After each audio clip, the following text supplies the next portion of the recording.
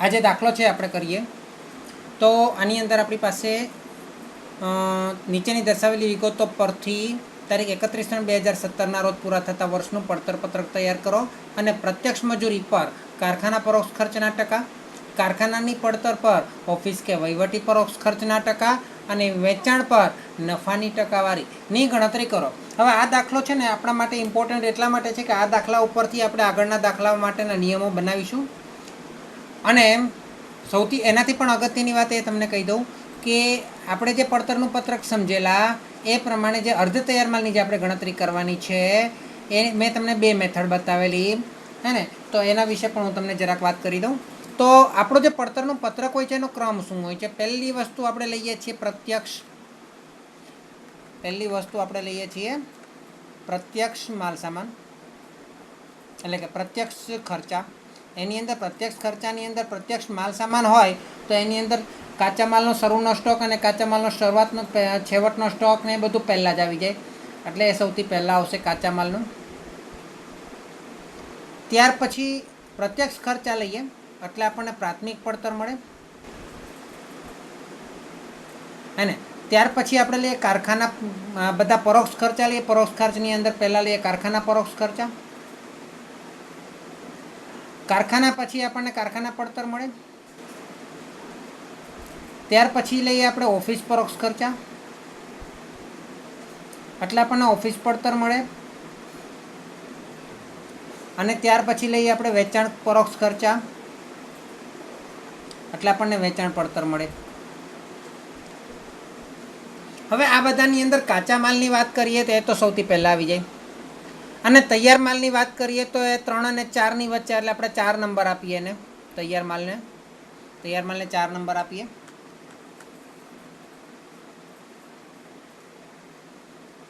કારણ કે ઓફિસ પડતર તૈયાર થઈ ગયા પછી તૈયાર માલના ફેરફાર થાય.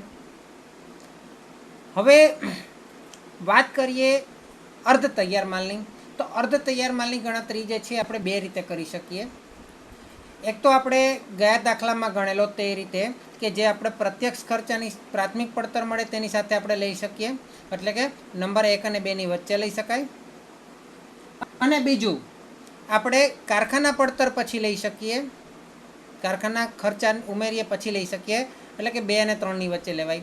અહીંયા આપણને પ્રશ્નની અંદર કારખાના પડતર એવું શબ્દ આપેલો છે, એટલે આપણે 2 અને 3ની વચ્ચે લેવાનું રહેશે, જે પ્રમાણે મેં તમને પડતર પત્રક બનાવીને આપેલું તે મુજબ. પરંતુ ગયા દાખલાની અંદર આપણે એવું કંઈ સૂચના નહીં હતી, એટલે આપણે પ્રાથમિક 1 અને 2ની વચ્ચે આપણે અર્ધ તૈયાર માલની વાત કરીએ છીએ.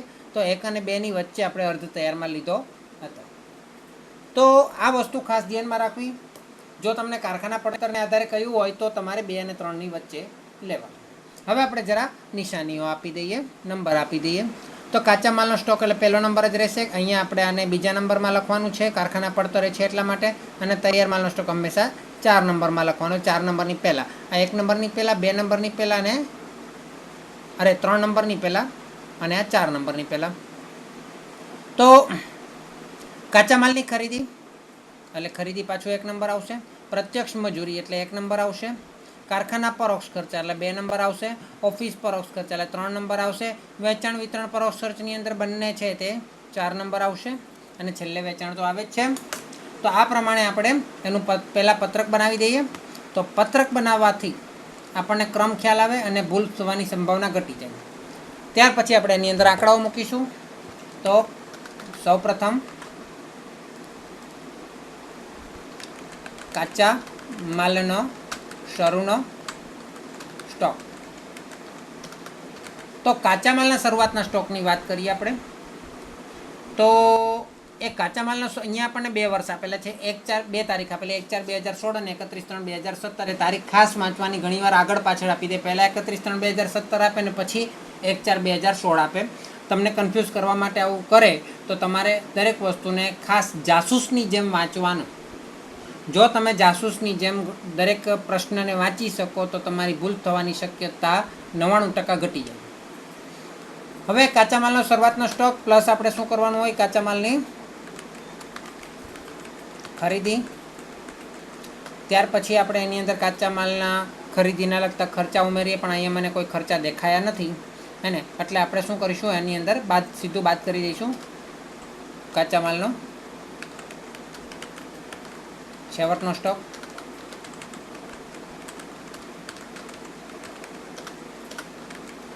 એટલે આપણને મળશે કાચા માલની પડતર, એટલે કે વપરાયેલ કાચા માલની પડતર.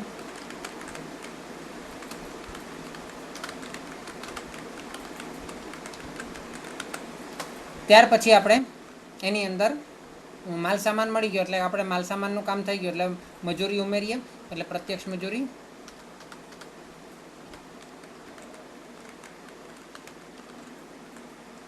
પ્રત્યક્ષ મજૂરી ઉમેરીએ આપણે, એટલે આપણને મળશે વપરાયેલ પ્રત્યક્ષ મજૂરી ઉમેરીએ એટલે આપણને પ્રાથમિક પડતર મળશે.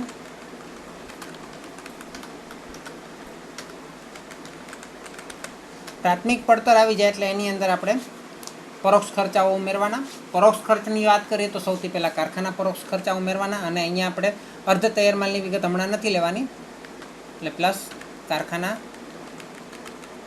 પરોક્ષ ખર્ચા.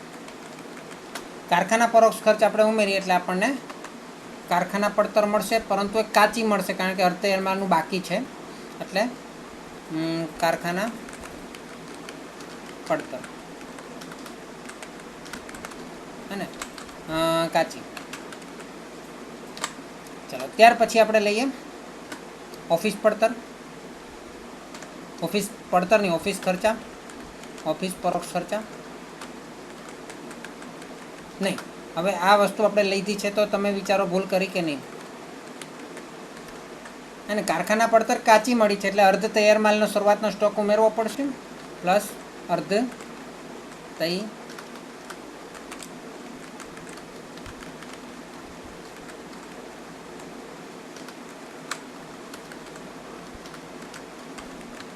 શરૂનો સ્ટોક માઇનસ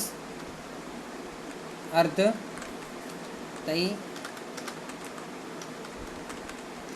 તૈયાર માલનો આખરનો છેવટનો સ્ટોક, એટલે આપણને મળશે કારખાના પડતર કેવી મળશે? ચોખ્ખી કારખાના, જેમ ચોખ્ખો નફો અને કાચા નફામાં ફેર હોય ને તે જ રીતે પડતર.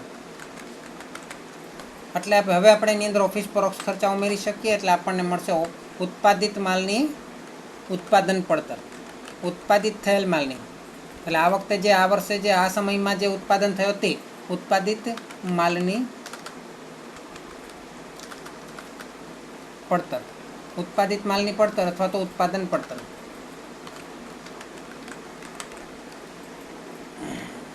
બરાબર છે, અથવા ઓફિસ પડતર પણ કહેવાય. ત્યાર પછી એની અંદર આપણે ઉમેરી વેચાણ વિતરણ પરોક્ષ ખર્ચા. એની અંદર બે આપેલા છે, એટલે આપણે ઇનર કોલમમાં કંઈક લખવું હોય તો લખી શકાય. તો વેચાણ વિતરણ પરોક્ષ ખર્ચની અંદર બે આપેલા છે. એક છે વેચાણ, બંને અલગ અલગ આપ્યા છે ટૂંકમાં, વેચાણ પરોક્ષ ખર્ચા, અને બીજું છે વિતરણ પરોક્ષ ખર્ચ. આ બે ઉમેરીએ એટલે આપણને ઇનર કોલમમાંથી આઉટર કોલમમાં લઈ જઈને ઉત્પાદિત માલની પડતરમાં ઉમેરીએ એટલે આપણે જે માલ કુલ પડતર મળે, એટલે વેચેલ માલની કુલ પડતર. પણ આપણી પાછી એક જગ્યાએ વાત રહી ગઈ, તૈયાર માલ ક્યાં લખવો? તો તૈયાર માલ ઉત્પાદન થયેલો માલ છે હે ને, એ ઉત્પાદન થયેલો માલ છે, એમાંથી જરૂરી નથી કે આપણે જેટલો ઉત્પાદન થયો બધો વેચી કાઢ્યો, અને એ પણ જરૂરી નથી કે જેટલો ઉત્પાદન થયો એટલો જ વેચ્યો છે, એના સિવાયનો કંઈ વેચ્યો નથી હે ને.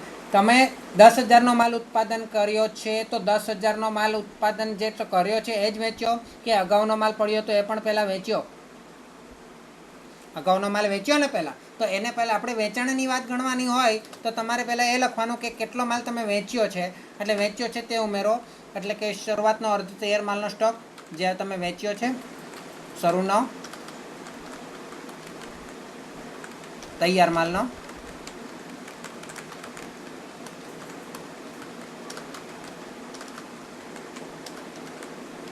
સ્ટોક, અને જે તમારો પડ્યો રહ્યો છે હજુ વેચાયો નથી તે છેવટનો સ્ટોક તમારો બચ્યો છે, એ તમે વેચ્યો નથી તો એ તમારે નથી ગણવાનો, એની અંદર જે વેચ્યો છે તે જ ગણવાનો છે.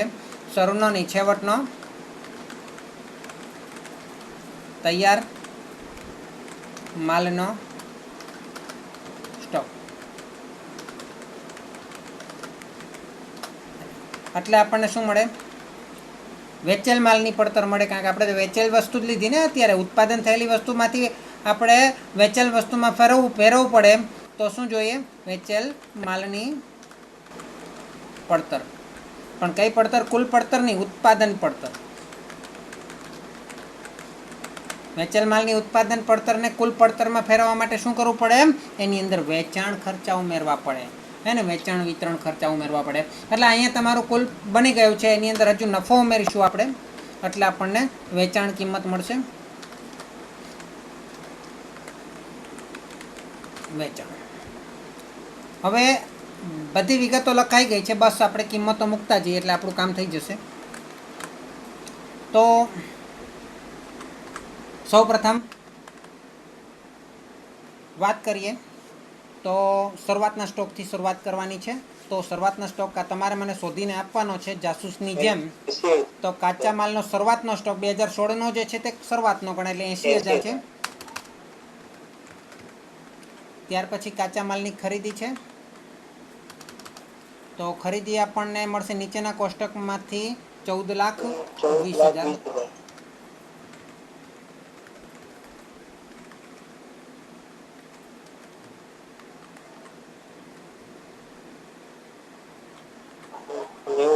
ઓકે, કાચા માલનો છેવટનો સ્ટોક આપણે બાદ કરવાનો છે, એટલે 90,000 આવશે.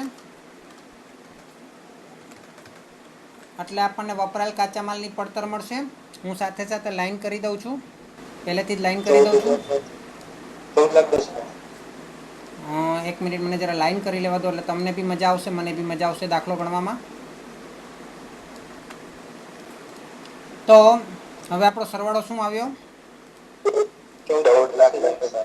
14,10,000. એટલે કે 20,000 માં 10,000 ઘટ્યા, એટલે 14,10,000.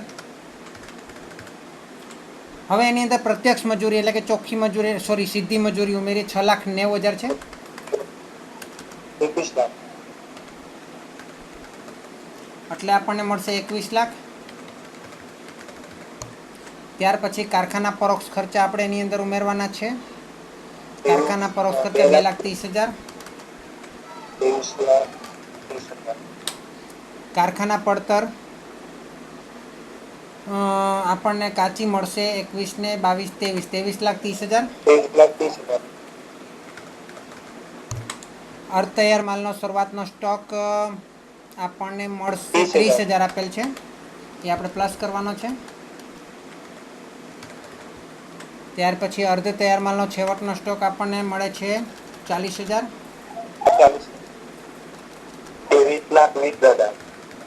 23,20,000. Very good. ત્યાર પછી ઓફિસ પરોક્ષ ખર્ચા આપણી પાસે 2,32,000 છે. 25,52,000. અને ઉત્પાદિત માલની પડતર તમને મળે છે 25,52,000. Okay, very good. શરૂઆતનો તૈયાર માલનો સ્ટોક કેટલો છે? 1,60,000. અને છેવટનો તૈયાર માલનો સ્ટોક કેટલો છે? એ બધું પ્લસ માઇનસ કરતા આપણને નેટ મળે છે, બોલો, 15,92,000. 26 લાખ નેટ આવે ને? 26 લાખ નેટ આવે. ચલો, ત્યાર પછી વેચાણ વિતરણ પરોક્ષ ખર્ચની અંદર વેચાણ પરોક્ષ ખર્ચા કેટલા છે? 1,60,000. અંદરના ભાગમાં આપેલા છે. વિતરણ પરોક્ષ ખર્ચા કેટલા છે? એના ભાગ છે ને, વેચાણ વિતરણના 2 ભાગ છે, એટલે આપણને કુલ મળ્યા 2 લાખ. એટલે 26 લાખ ને 2 લાખ 28 લાખ થઈ જશે. એની અંદર આપણે નફો ઉમેરીએ તો નફો આપણને આપેલ નથી, પરંતુ વેચાણ આપેલ છે, તો વેચાણ આપણે લખી દઈએ 35 લાખ. આ 35 લાખ આપણે લખી દીધું, એટલે નફો એના પરથી આપણને મળશે કેટલો? 7 લાખ.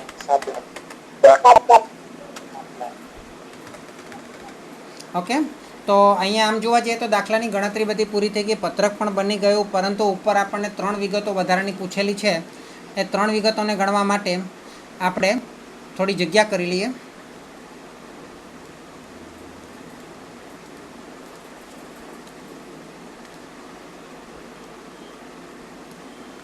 તો હવે તમને એમ કહ્યું છે કે પહેલો પ્રશ્ન પૂછ્યો છે પ્રત્યક્ષ મજૂરી પર કારખાના પરોક્ષ ખર્ચના ટકા, એટલે એમાં કંઈ જ કરવાનું નથી તમારે. પ્રત્યક્ષ મજૂરી પર કારખાના પરોક્ષ ખર્ચના ટકા તમારે લખવાનું, પછી લખવાનું બરાબર, પછી એમાં જેમ લખ્યું છે ને એમ કરતું જવાનું. પ્રત્યક્ષ મજૂરી લખ્યું છે, પછી હું લખ્યું છે પ્રત્યક્ષ મજૂરી પર લખ્યું છે, પર એટલે એની ઉપર લખવાનું. શું લખવાનું? તો કે કારખાના પરોક્ષ ખર્ચા. તો આપણે કારખાના પરોક્ષ ખર્ચા લખી દઈએ, કારખાના પરોક્ષ ખર્ચા. પછી હું લખ્યું છે ના ટકા લખ્યું છે, ટકા લખ્યું છે એટલે ગુણ્યા શું કરવાનું? 100 કરવાના. બરાબર છે. દર પૂછ્યો હોય, દર પૂછ્યો હોય તો પણ ગુણ્યા 100 કરવાનો, હે ને. તો કારખાના પરોક્ષ ખર્ચ શોધી કાઢો. કારખાના પરોક્ષ ખર્ચ કયા છે? 2,30,000. 2,30,000 છેદમાં પ્રત્યક્ષ મજૂરી કેટલી છે? 6,90,000. હવે આના પર ધ્યાન આપજો. કારખાના પરોક્ષ ખર્ચ કેના પર ગણ્યો છે? મજૂરી પર ગણ્યો છે. બરાબર ને? તો કેટલા ટકા આવે છે મને કહો? 33.33%. Very good. ચલો બીજો પ્રશ્ન. બીજો પ્રશ્ન છે કારખાના પડતર પર ઓફિસ કે વહીવટી પરોક્ષ ખર્ચના ટકા. એટલે તમારે લખવાનું પહેલાં તો જે લખેલું છે તે, પછી શું લખવાનું? કારખાનાની પડતર પર, એટલે કારખાના પડતર નીચે લખો, પર લખ્યું છે એની ઉપર શું લખવાનું? ઓફિસ કે વહીવટી પરોક્ષ ખર્ચ, એટલે ઓફિસ પરોક્ષ ખર્ચા. પછી હું લખ્યું છે ની ટકા, ના ટકા એટલે ગુણ્યા 100 કરી દઉં, હે ને. તો મને કહો જો ઓફિસ પરોક્ષ ખર્ચ કેટલા છે? ઓફિસ પરોક્ષ ખર્ચા છે 2,32,000. ધ્યાન આપજો કઈ વસ્તુ કેના પર ગણાય છે. કારખાના પડતર કેટલી છે? તો કારખાના પડતર તમારે ચોખ્ખી હોય તે જ લેવાની, એટલે 23,20,000 છે.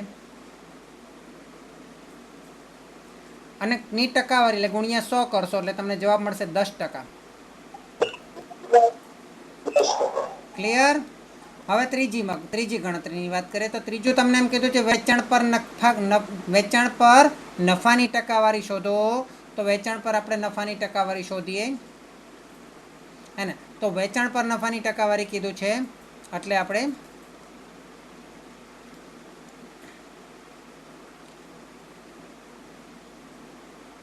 વેચાણ કેટલું છે તો પહેલાં આપણે એ પ્રશ્ન લખી દેવાનો, વેચાણ પર નફાની ટકાવારી, હે ને. અથવા તો એને ચોખ્ખા નફાનો દર પણ કહેવાય. તો નીચે શું લખવાનું? વેચાણ પર, એટલે નીચે વેચાણ લખવાનું, પર એટલે એની ઉપર નફાની ટકાવારી એટલે નફો લખવાનો, અને ટકાવારી એટલે કે ગુણ્યા 100 કરવાના. એટલે કેટલો છે વેચાણ કેટલું છે? 35 લાખ. નફો કેટલો છે? 7 લાખ. એની ઉપર લખવાનું, અને 100% 100 વડે ગુણી દો એટલે તમને 20% જવાબ મળશે.